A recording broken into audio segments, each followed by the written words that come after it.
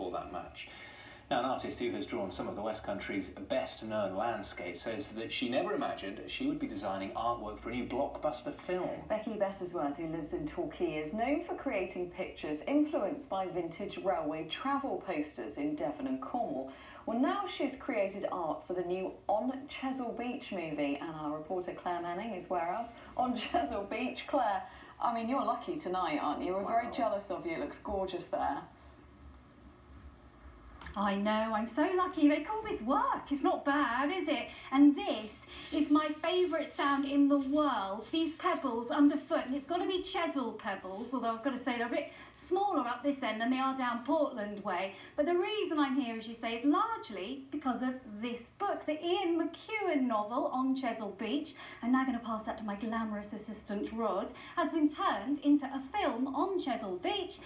And this is the artwork that Becky has created. Look at it, it's absolutely stunning. You've got glorious Portland in the background, you've got a Lerret fishing boat in the foreground, a unique fishing boat for this stretch of coastline.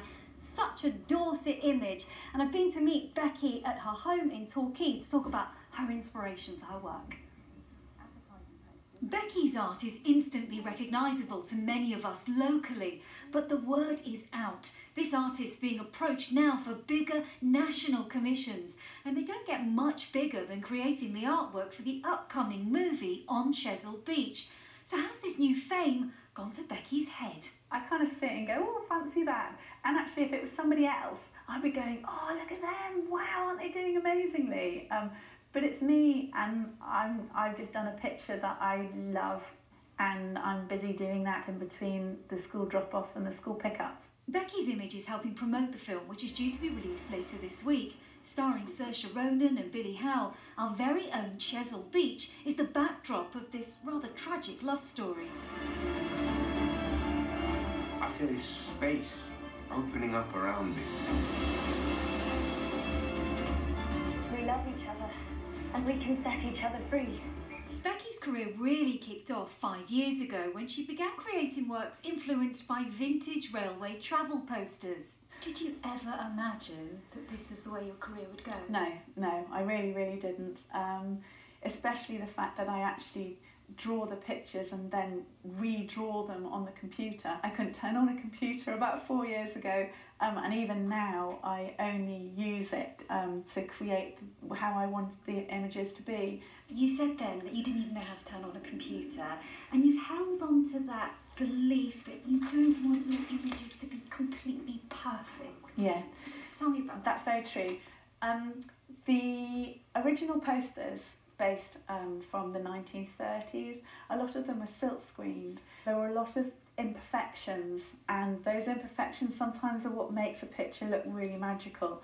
So when I draw everything, I almost make on purpose imperfections so that you get that element and essence of and sentiment of how they were made originally. Now, some of you are going to struggle to understand what Becky means by imperfections deliberately put into images. I'm going to try and explain with this image of Lou. If you look at the colour of the blue of the sea, she's used the same colour to illustrate some of the shadows on the buildings. That's an example of an imperfection, but it's what makes it human and it's what makes it beautiful.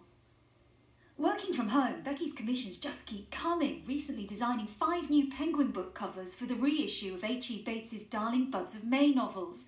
Books that have a place in many people's hearts, not least because of the 90s ITV series based on them, starring David Jason and, yep, no one can forget, Catherine Zeta-Jones. Harriet, this is Mr. Charlton. Hello.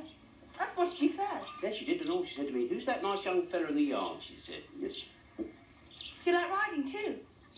Well, I think every kid should have a horse. Darling Buds of May is quintessentially English, and Penguin said Becky's vintage-style art lent itself to these books. The actual H.E. Bates family, the granddaughter, she's there and she's so thrilled, and they're really delighted and thrilled that I've done the artwork for them, so it's worked. Becky says living in the West Country, she need look nowhere else for inspiration. As Pa Larkin could have said himself, it's perfect. I tell you what, I absolutely loved watching that Darling Buds of May footage back. It made me feel all sentimental from when I was a little girl watching it on the telly. And I loved meeting Becky too. I don't think I did her work justice in that short amount of time I had there. She's been so successful. You might have noticed that team of women working in the background closely with her, helping run her business. It's happened for her in such a short space of time. As for the film, it's out on Friday. It's quite a sad story about a couple honeymooning in this area. But come on, a sad story, but surely set in one of, I'm a bit biased, the Westcountry's most beautiful locations. Claire, there's a lot to pick from. Thank you very much for that.